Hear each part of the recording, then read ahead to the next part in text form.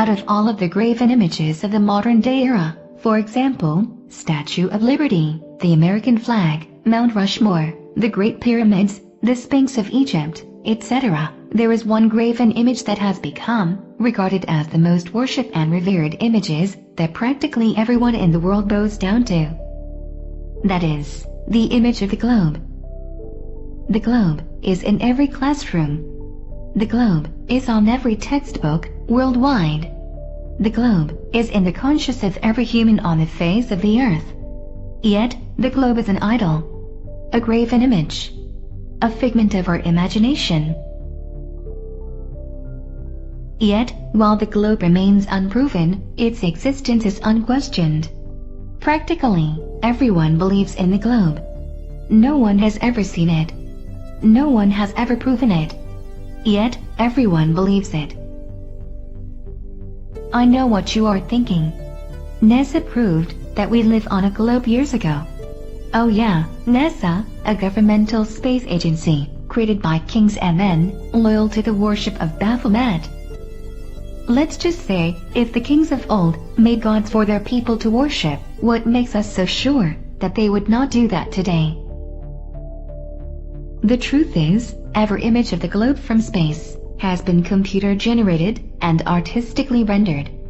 By their own admission, our government lied about ever being able to leave the Earth. By their own admission, they are not able to go beyond lower Earth's orbit. Then, the Apollo moon landings were a hoax. This is why they destroyed 124,000 reels of false moon landing footage. However, the globe remains an unquestioned belief by practically every human being on the face of the planet. It is such an unquestioned part of the human reality that most people become violent when they are told that the globe is not real. The Earth is part of a magical reality based in ancient cosmology that mixed occultism with science and called it the magic arts. Most of the doctrinal beliefs and precepts of modern-day science was established by an ancient occultist, magician and priest called Hermes Trismegistus. Hermes Trismegistus developed 3 parts of the wisdom concerning the whole universe. Those 3 parts were alchemy, astrology, and theurgy. Marsilio Ficino stated that they called him Trismegistus because he was the greatest philosopher, and the greatest priest, and the greatest king. The writings of Hermes Trismegistus was most influential in developing the understanding that we have about cosmology today. Accordingly, men like Galileo, Copernicus, and Isaac Newton developed their theories about the nature of the Earth and its shape and the universe from these ancient occult beliefs. The Earth is not a spinning ball floating in space. It is all part of a pagan religion intended to get us to worship the false god of science and magic. Listen to what the God of the Hebrews has to say about the globe. I have noticed that there is an evil spirit attached to globe worship. The globe is an idol. Earth Day, going green, recycled, save our environment, global change, Mother Earth, Mother Nature. All of these terms have to do with the way we view the Earth. While there is nothing inherently evil within itself about attributing a name to the Earth, there is something very wrong when the name or term begins to replace God as our center of attention. When we begin to use terms like save the Earth, we start to attribute a special significance to the Earth that I'm sure God never intended. While God did assign humanity to till and keep the garden, which means, by implication means to cultivate the Earth, He did not mean for the Earth to be our center of attention. Actually, God gave us 2 commands concerning the Earth. The first command addressed to humanity in the entire Bible is to be fruitful and multiply, and fill the earth, and subdue it, and have dominion. This command is addressed to all of humanity. In the story concerning Adam, He said, "You have been placed in the garden to till it and keep it."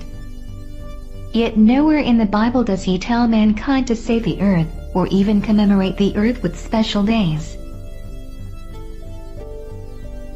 Earth Day, going green, recycle, save our environment, global change, Mother Earth, Mother Nature. These kinds of terms belong exclusively to a form of worship that God never intended.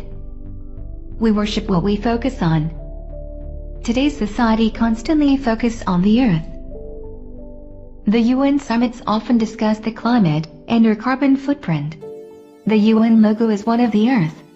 There is a globe in every classroom. Teachers build lesson plans around themes like saving the earth, recycling, going green, and the like. No attention is ever given to God, and hardly in Christian and parochial schools as well. Somehow, suddenly the earth has become the center of our focus, the object of our curriculums and concern. At the center of it all is a globe. We open our iPhones, and the first screensaver that we see is a globe. Google Earth shows us a globe. We watch our movies, and the first image that Universal Pictures shows us is a globe. Plain and simple, it is a form of idolatry to attribute to the earth more significance than God intended. This is why I believe that the globe is an idol. For although they knew God, they did not honor Him as God or give thanks to Him, but they became futile in their thinking, and their foolish hearts were darkened. Claiming to be wise, they became fools and exchanged the glory of the immortal God for images resembling mortal man and birds and animals and creeping things. They exchanged the truth of God for a lie and worshipped and served something created instead of the Creator who is forever praised. So in essence, sin is a fundamental failure to rejoice in what we should rejoice in. Our worship has to be redeemed and rescued from futile things. Rather than rejoicing in our Creator, the Creator of all that exists, we rejoice in and serve shallow, temporary things that are here one moment and gone the next. The reason some of us swing from elation to despair so easily is that we rejoice wrongly. Our worshiping is in the wrong place. We spend too much of our energy and vitality on the wrong thing. Yet God, because He created us for worship, pursues our worship. The first commandment, listed in the 10 Commandments, is God instructing His people to worship only Him. He said to the Jewish people in Exodus 20, with major implications to all of us, "I am the Lord, your God, who brought you out of Egypt, out of the land of slavery. You shall have no other gods before me. You shall not make for yourself an idol in the form of anything in heaven above, or on the earth beneath, or in the waters below. You shall not bow down to them, or worship them. For I, the Lord, your God, am a jealous God,